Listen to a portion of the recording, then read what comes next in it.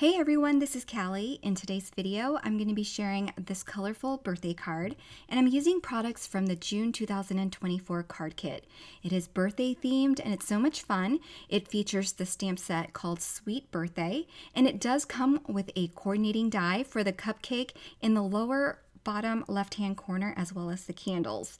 If you want to get dies for everything else like the other cupcake, the macaron, as well as that pretty swirl heart-shaped lollipop and the sentiments, those are going to be two separate die sets that you can get. And as you can see from my magnet sheet, I have the set of dies that comes with the coordinating stamp set from the card kit, and then I also have the more treat set with the dies that cut out the other treats, but I don't have the sentiment dies. These can all be purchased individually or together as a bundle. So it's completely up to you how you want to purchase, but the card kit is a steal of a deal, so be sure to check it out. I'll link everything below, and be sure to check out the coordinating blog post where everything will be linked as well.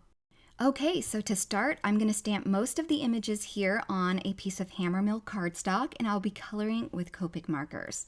I'm going to stamp twice and make sure that it's nice and crisp before I start coloring here.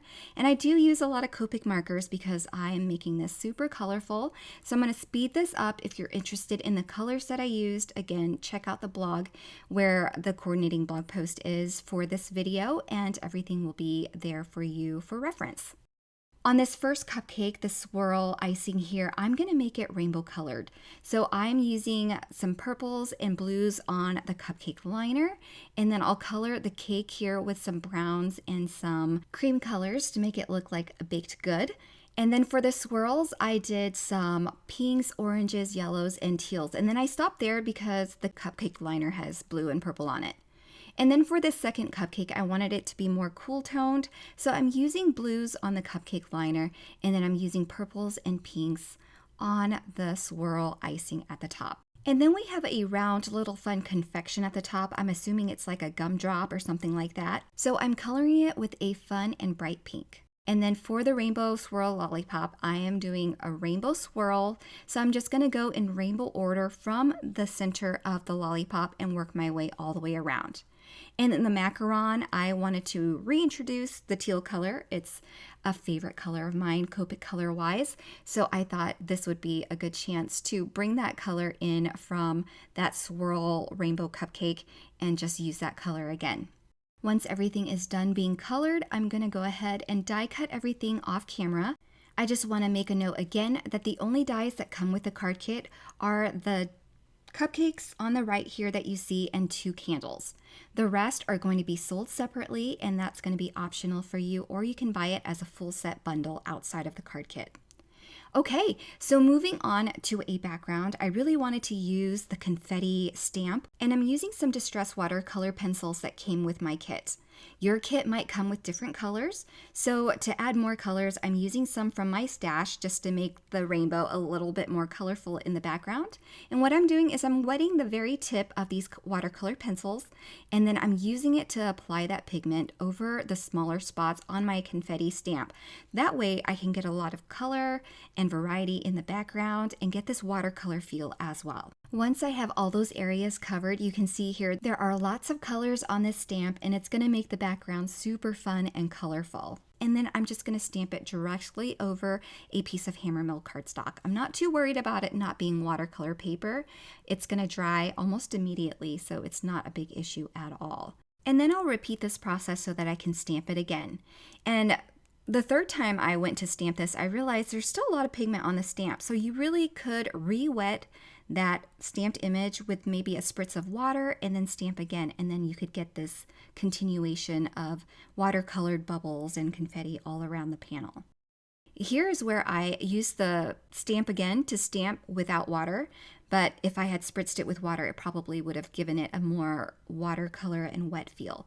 I'm happy with my background, so I'm going to go ahead and use a chunky A2 scalloped rectangle to die cut that panel from, and it kind of reminds me of a Pop-Tart top. And then I also backed it with a piece of dull pink cardstock that also came as a part of the kit, as well as this patterned paper that I used, and it's from the Pink Fresh Studios Picture Perfect Patterned Paper Pack. So I'm going to layer this on top of a card base now. I lay down my patterned paper first. Then I'm going to glue that confetti background onto the doll pink cardstock. I just think framing it with that dark pink cardstock helps it stand out from that rainbow background. Then after adhering those two panels to the top of my patterned paper background, I can bring in my colored images to set up my scene. First, I've got to glue the icing onto the cupcakes. So I'm going to go ahead and piece those together with some liquid glue. And I have to mention that I love the ability to switch the cupcake bases with the cupcake icing. I think that's really fun and gives you the ability to make a couple of different variations of cupcakes. I knew that my lollipop was going to sit in the background. It's going to be at the tallest height on my card. So I am applying that with liquid glue.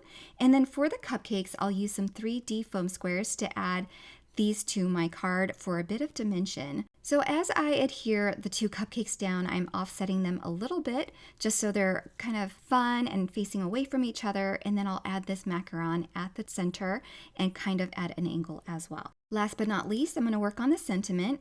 This Birthday Wishes die is not new. It's from a previous release, but it's so much fun to bring back for this sweet birthday themed card kit. I die cut the top layer from this super fun holographic silver lava cardstock.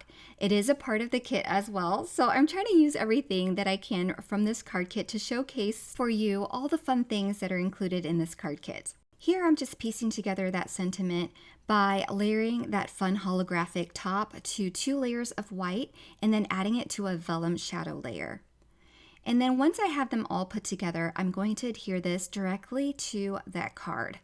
Now, because there's dimension on that macaron, I wanted to tuck in the vellum underneath and then pop up that sentiment so that the sentiment doesn't get buried under the macaron.